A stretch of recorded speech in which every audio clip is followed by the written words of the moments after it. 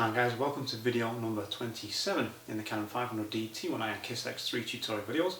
In this video, what I'm going to do is take you through the settings that I use on the camera. Now I'm not talking about exposure settings because they are different for every situation, but how I have my camera set up, what custom functions I do and don't use. Please know this is how I set my camera up, so you may want to do yours differently.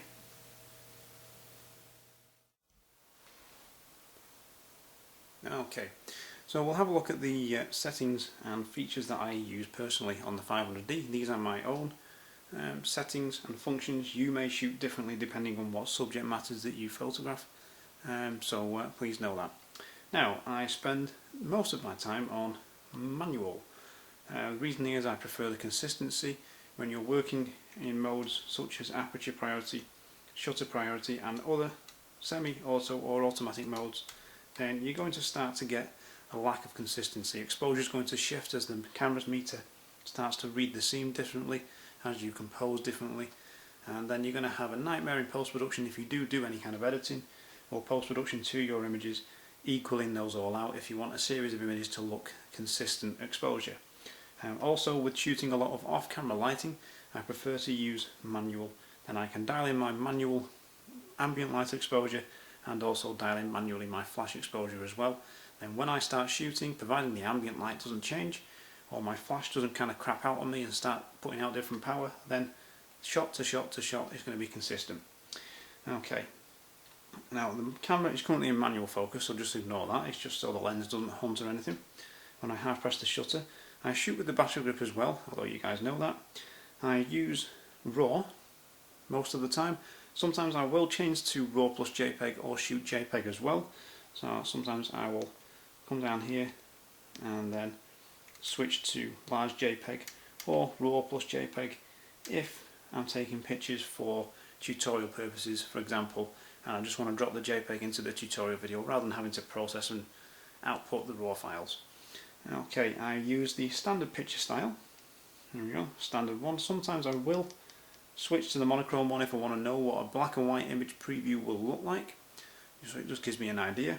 But generally I will live on the standard picture style. I don't really bother with custom picture styles.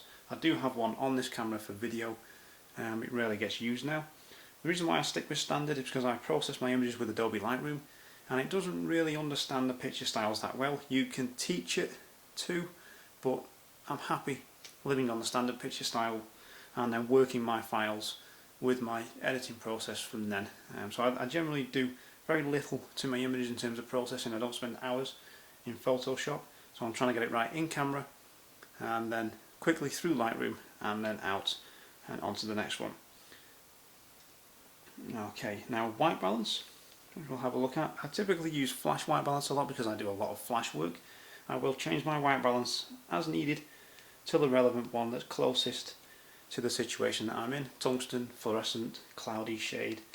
Sometimes I will use auto white balance if I don't know what the hell the white balance should be and I don't have any kind of custom white balance card or anything, then I'll use auto white balance because it'll get me kind of close. Right, so sometimes I will use custom if I feel the situation needs it. Now the autofocus mode I typically work with is one shot or single, so that's once I've locked focus, that's it. It's not going to start to refocus or continually focus because I'm shooting still portraits most of the time. Even if someone's going to be doing some run, jump, action, then I'll typically have them stand on the mark, pre-focus and then run, jump, and when they hit the mark I'll take the picture. If I'm shooting anything where someone's got to be continually moving and I want to do a sequence of images, then yes, I will use AI servo continuous focus, so it tracks focus then. And typically when I do that I will use all of the automatic autofocus points active. If it's struggling then I might use just the center one because that's the most sensitive one. Typically with the autofocus points I am on manual selection, so I pick the one that I want to use, okay, depending on where the location on the frame is, or maybe the person's eye for example, depending on where that is within the frame. Okay, and that's pretty much it for the back of the camera here. Actually metering, whilst we're here, the metering mode. Now, metering mode generally I live on evaluative metering. That's because I'm shooting manual. So I'm dialing in my ambient light, my flash exposure and whatever else manually. And sometimes if I'm shooting natural light portraits, I'll go to spot metering and I will meter a particular point in the scene to get me a rough exposure, get me started, take the shot. Once I've dialed that setting into manual, so I'll go to aperture priority, spot metering, take a spot meter reading. Once I've selected what aperture I want to work at, choose an ISO relevant for the situation depending on light levels, take a meter reading, it'll give me a meter reading, and then I'm going to go back to manual, dial that in. Metering mode in manual doesn't really matter, it's going to change what happens on the metering bar, how that's reading, but you're dialing in your exposure, so really it doesn't matter. And I'll take a test shot and evaluate it and see whether I need it brighter or darker that way. But typically, for the most part, I live on evaluative. Like so. Okay, I've not currently got the eyepiece extender on because it fits in the bag better with that off, so that's why that's not on there. And we'll go on to the menus. Now, the first menu here, my menu, I have quick access to quality, the metering mode, flash control. There's some functions that aren't available without an without an external flash gun mounted on the camera. But inbuilt flash is usually set to enabled. I rarely use it. TTL, you can't run it manually. First curtain or second curtain, depending on what I'm doing. Flash exposure compensation is usually zeroed out and it will be changed if I do use it and need to. And evaluative ETTL, but that gets used very, very little. Inbuilt flash. Just get your flash off camera, far better. Quick access to exposure compensation and exposure auto bracketing, or auto exposure bracketing should I say. Custom white balance, and they're the ones that I have registered in my menu for quick access. Now if we go back through, in fact we'll go through this way first. Nothing in here is really set other than the review time and the autofocus beep. Typically it's on. If I need the camera to be quieter, maybe if you're photographing an event, I mean an example could be weddings, I don't do weddings, but if you're photographing in a church you might not want to have that confirm beep beep going off all the time, so you could turn it off. Now the review time 4 seconds, that's fine. Peripheral illumination connection is for correction, wow it's late, I can't talk. Is to help prevent or reduce vignetting where you get dark edges of your frames with, this is weird, mirror image. Okay, and it kind of brightens up the corners. It holds data for a certain number of lenses, I can't remember how many off the top of my head, and some lenses it doesn't. My 35 f2 for example is so old it doesn't know, well it knows what lens it is but it doesn't have the information there. Typically I just run with that enabled and that's fine. If I want a vignette I would rather add it later in post-production in Lightroom. So we'll go back into the menus. Okay, red eye reduction is off, that's for the on-axis on-camera flash. I very, very rarely use that. Okay, and that's the flash control menu which we've already kind of seen there. So we'll go to the next one. Exposure compensation, well that's exposure compensation, it stays there. I sometimes will use white balance shift. Rarely I will use exposure bracketing because I don't really do HDR stuff. It's not my thing. White balance, you can actually change it further by going, I want it a bit cooler, so we'll go towards the blue. I want it a bit warmer, go towards the amber, or I want a little bit more green plus a bit warmer, or more magenta plus a bit warmer, and of course down to the blue as well. Sometimes I'll do this if I feel that if I want to get a good solid skin tone colour in camera so I can show a preview maybe to a client, I might dial it in along with some test shots that way. But white balance, when you're shooting raw you can change later on in post-production anyway, and that's typically what I end up doing. Colour space sRGB rather than Adobe. sRGB is what most things use, websites, monitors, software packages and so forth, so I'm happy to run on that. Adobe RGB does have more colours apparently, but I'm fine with sRGB. Perfectly fine with the results that I've been getting. Okay, so picture style stays on standard, and dust delete data I don't use because it's based on Canon's own software and it makes no difference because I clean my own sensors, or if I find a speck of dust I'll remove it in Lightroom in post-production. Protect images is generally something I don't use. Transfer order, that's for when you're connecting a cable, transferring images from your camera to your PC. Great way to kill your batteries by the way. Rotate is to rotate an image should it need it, and we'll go on to the next one. Okay, just quickly I'll cover this tab before I go into the other ones. I've got to do this video in 2 parts due to the recording limit on these DSLRs. Histogram, I always want to see the RGB histogram rather than just the brightness one. So when I look at some information, I want to see the red, green, blue. Typically I'm looking at the red channel for skin tones and making sure that I'm not peaking on the skin tones there.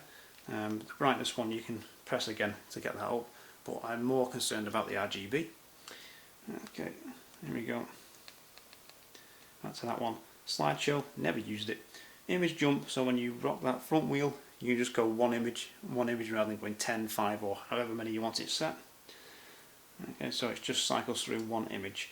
Now before we go through the next tabs, I'll just quickly cut here and then we'll come back and have a look at these next tabs and what custom functions I primarily don't use, because I use very, very few on my 500D.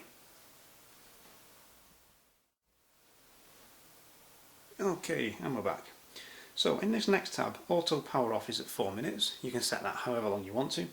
File numbering continuous. Auto rotate is on for the computer, so whenever you get a preview up, you're going to see a full preview whether you've taken it portrait orientation or landscape. This is landscape at the moment, but say if I took an image portrait orientation, say a portrait of a person, I want it to fill the screen this way rather than putting a small image in the middle. You might as well use the full screen to have a preview with. So I hate that rotate feature where it just gives you a small image preview. There we go. Format is format. Also LCD auto off is enabled, so it powers down and saves power. Not that I've ever really had this thing run out of battery life with 2 batteries in. And the screen colour I use is number 4. The reason is it's a bit easier on the eyes in low light. These ones with the brighter white letters tend to be a bit harsh, I find. We'll go back there. LCD brightness stays in the middle. Basically set this and leave it. I've said this many times before, because when you're judging previews of images, if you're constantly changing the brightness, it can kind of fool you thinking the exposure is right when it's not. So I always leave it there. If you're in bright sunlight, then stick it under your jumper. Use a coat or something else. I usually stick it underneath my t-shirt and then stick my head down the t-shirt to see preview on the screen. Which usually ends up with me explaining what I'm about to do to my clients and models that I'm working with, because it kind of looks weird with you sticking your head in your t-shirt. But anyway, here we go. And we'll go to the next one. So, date and time, video system, PAL, sensor cleaning, live view function settings. I have live view enabled should I want to use it. Grid display, metering timer 30 minutes, so it doesn't kind of shift on the meter once I've got the exposure set. AF mode is the quick mode. So when you are in live view, okay, you get the quick AF mode, which shows you the auto focus points that you can see there, so I can select which one that I want to use. I don't use any of the other focusing modes, like for example the face detection. Yes, never ever use face detection in any cameras that I've owned. Okay, here we go. And we'll go to the next tab and we're into the custom functions, which we'll go through now. Firmware, latest one, 1.1.0, I'm pretty sure, correct me if I'm wrong. Now, custom functions. Flash sync speed, that's the fastest shutter speed you can use when you're working with flash. In AV mode, automatic. I've never used flash in aperture priority. It's just not something I do. I'd rather work in manual mode to have control over my ambient light. I might sometimes do ETTL with on-camera speed light flash, but I'm still typically running manual on the shutter speed to get things dialed in for the ambient light. ISO expansion is on, so that allows me to select all the range of ISOs, even though that one is really noisy. So should I need it to get a shot, because getting a shot rather than not getting a shot is more important really, so I'd rather take noise than a blurry out of focus shot, unless I want a blurry out of focus shot. Anyway, so exposure level increments, I work in 1/3 stops, so I've got more fine tuning of my exposure, be that in camera with shutter speed, aperture. You can't do 1/3 stops with your ISO on this camera. even though the automatic modes can select those ISO speeds, you can't actually choose them manually. So I always work with 1/3 stops because that's more fine-tuning control over your final image and the exposure. Add original decision data, never used it, it's some additional add-on that you can get from Canon. Retain power off status is on, so whenever the camera gets turned off it remembers the settings basically. There you go. Assign set button, so when you're in this here, hit the set button and it goes to this quick set screen so I can pick which thing I want to go to change. If I had that set differently, then I could have that thing bring up image quality options and other options down there. Now shutter, which is when you half press the shutter, it goes autofocus, confirms and locks focus, and auto exposure lock. So if I am in aperture priority, for example, when I half press the shutter it locks my exposure, it's not going to shift. Okay, and that's the mode that I use there, or the function. Mirror lockup I will sometimes use when I'm working on a tripod at really slow shutter speeds, because as that mirror flips up it can sometimes cause a little bit of vibration, causing blur even when you're on a tripod. So if I'm working slow shutter speeds on a tripod, then I'm going to use mirror lockup. Typically it's disabled because I very rarely work on a tripod, don't like them. Okay, AF assist beam firing is only for external flash, so external speed lights. The reason is when you have the camera AF assist beam work, it's not a little lamp, it pops up the flash and then strobes the inbuilt flash, which is annoying, very annoying. It annoys me, so I'm sure it annoys other people, and with doing a lot of portraits I don't really want that happening. Okay, so I'd rather use the external flash because it's a different autofocus assist beam, it's not as intrusive as a flash going off. Auto lighting optimizer disabled. I never really use it because I shoot raw, shooting manually, so I decide what happens in camera and I decide what happens after that in post-production. Highlight tone priority is disabled, again same reasons really. You might have been expecting me to use all these kind of fancy custom functions, but shooting manual you don't really need to. High ISO speed noise reduction is disabled. I typically want to have control over the final image quality, so if I do need to do any noise reduction in Lightroom then I will do that myself and not have the camera bring in some noise reduction automatically. Long exposure noise reduction is off. That may change if I'm doing long exposures, depending on what the final output is. If I want to work with a JPEG straight out of camera, I will probably change that. And then we're back to the flash exposure sync. So there we go, that's typically what I have my camera set up for. Like I say, the exposure settings really irrelevant, but I'm usually running manual. ISO 100 to 400 range typically, picking my aperture based on the depth of field that I want, what I want sharp in the image front to back, and then working with the exposure reciprocals to dial some things in. Sometimes it requires a compromise and a change on certain things, certainly when you're working with off-camera lighting, but that's usually what I run with. And the flash, typically the camera usually has a wireless trigger mounted on the top whilst I'm doing that. Now if you've got any questions or comments, by all means stick them below. I hope this video has been of some interest and some use for you. There will be further videos coming up for this camera. I'm having a bit of trouble with YouTube at the minute uploading, which is a nightmare, but I will get them up there for you eventually, even if it means driving over to Liverpool and using somebody else's connection or their account, well not their account but their PC, so I can't figure out what the issue is at the moment. And any questions, email me, stick them in the comments below, subscribe, like, comment, share, all that stuff. Check out newtophoto.com as well, and the New to Photo channel, and I will catch you guys in the next video.